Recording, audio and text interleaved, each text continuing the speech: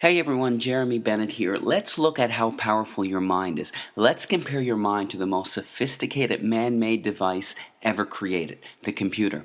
The average computer can hold about 250,000 pictures, 20,000 songs, and hundreds of full-length videos, nowadays on something the size of my finger. Crazy. But let's compare it to your mind. Your mind can perform an estimated 10 quadrillion operations per second without you even knowing it. Wild. Ask yourself right now, what's making your blood flow throughout your veins with the perfect amount of pressure to keep you alive? What's making your heart beat right now? Are you consciously commanding your heart to beat right now? No. What's maintaining your body core temperature to the perfect degree to keep you alive? What's doing the 6 trillion things to your 60 trillion cells every single second? It's something called your subconscious mind. This is the powerhouse to who you are. Your cat has it, even your puppy has it.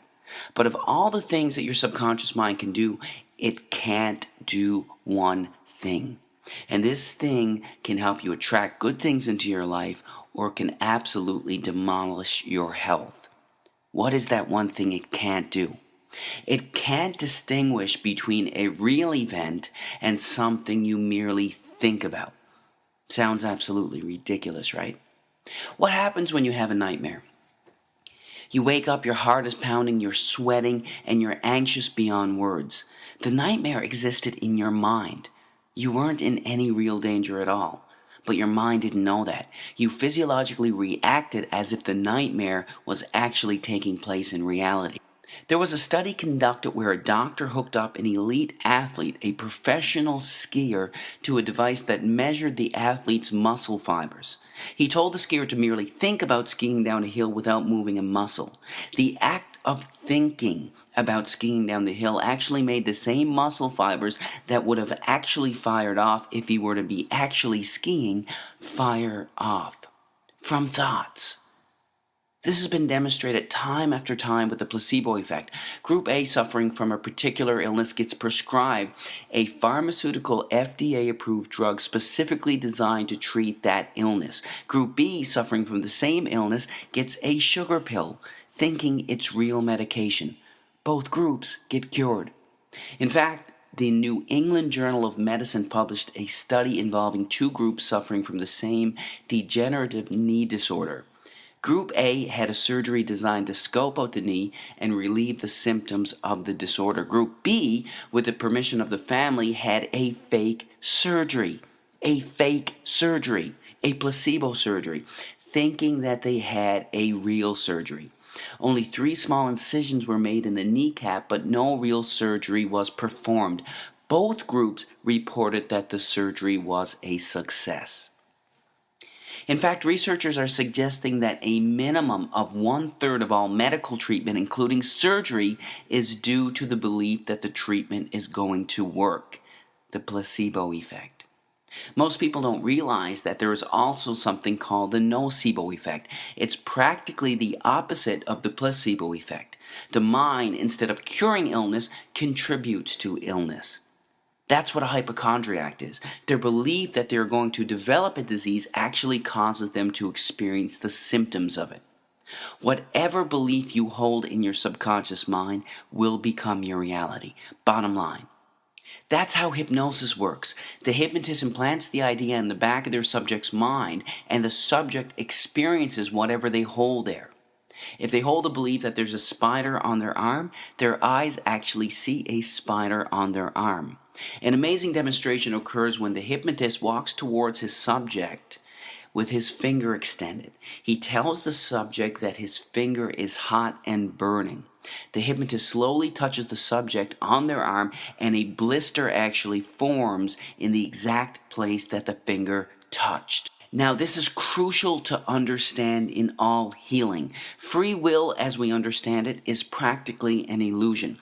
In fact, 2 to 4% of the time, you decide what you want to do. You actually make the decision. 96 to 98% of the time, you don't. You're on autopilot. Your subconscious mind controls your decisions 96 to 98% of the time. Don't believe me? Do you like ice cream? If you do, snap your fingers and stop liking it.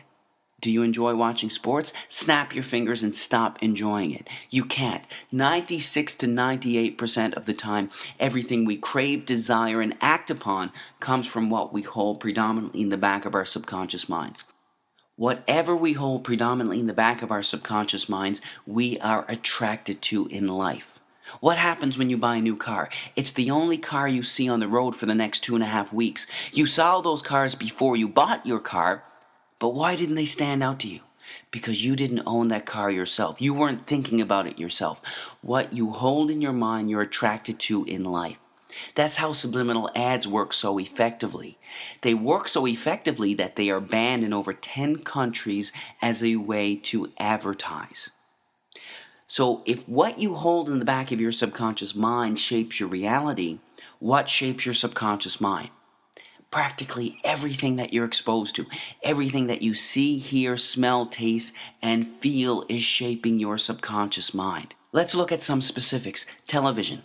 Here's a scary stat. By the time a child finishes elementary school, that child has witnessed an estimated 8,000 simulated murders on TV. All of these extremely graphic scenes are sinking back into their minds. And don't be tricked by Hollywood or cartoons. In the most important developmental years, when a child should be taught compassion and understanding, extremely intelligent minds behind the creation of perceived harmless children's cartoons are sinking violence into the back of their minds. Don't be fooled. What are you listening to on the radio? Every single word or thought you hold in your mind has a particular vibrational frequency. Negative words or intentions have slower vibrational frequencies, and positive words have higher vibrational frequencies. This is a song by Lady Gaga called Bad Romance. Some of the lyrics are, I want your drama, I want your ugly, I want your disease, I want a bad, bad romance. Our thoughts create us. We have to be extremely careful with what we are feeding our minds. Music can be beautiful and beneficial, but it can also have a negative impact on your health. Choose wisely. When I was growing up, the most violence we had on video games was Mario and Luigi jumping over turtles' heads. This is what our youth are playing today.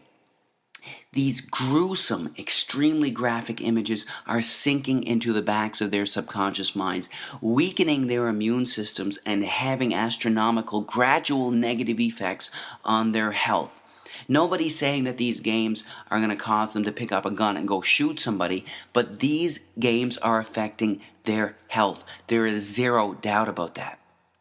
What happens when you gossip? In order for you to gossip, you have to hold a negative memory and negative thought inside of your mind. You not only think about that negative memory, you share it with the other person that you're talking to. The second you hold negative thoughts in your mind, the biochemistry of your brain changes and you release cortisol, the stress hormone, into your blood, which then weakens your immune system, inhibits the actions of your white blood cells, increases the chances of infection, and even promotes weight gain. All from gossiping, all from your thinking. You can't gossip without hurting yourself. Remember that. But of everything you can expose yourself to, there is nothing more important than the thoughts you hold in your mind. We have on average 60,000 thoughts a day. And the reality is, not only are most of these thoughts the same thoughts we had yesterday, but they are negative thoughts, either dwelling on something bad in the past or fearing something that could potentially happen in the future.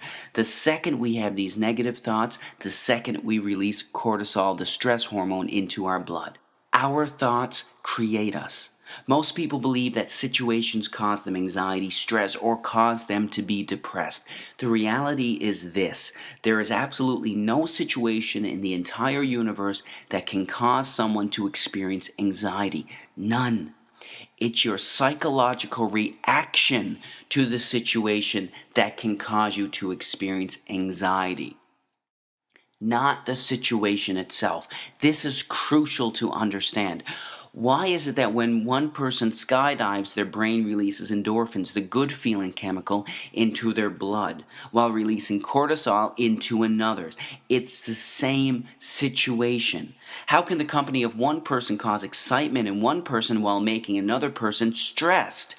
It's because it's never the situation that causes anyone to experience anxiety, but their reaction to it. You create your anxiety, not a situation. When you truly fundamentally understand this truth, that's when you realize that you control your anxiety, not a situation. It's one of the most liberating feelings you can ever experience. If you create it, you can take it away. Your thoughts control your life. You are the creator of your everything. Choose your thoughts wisely. God bless.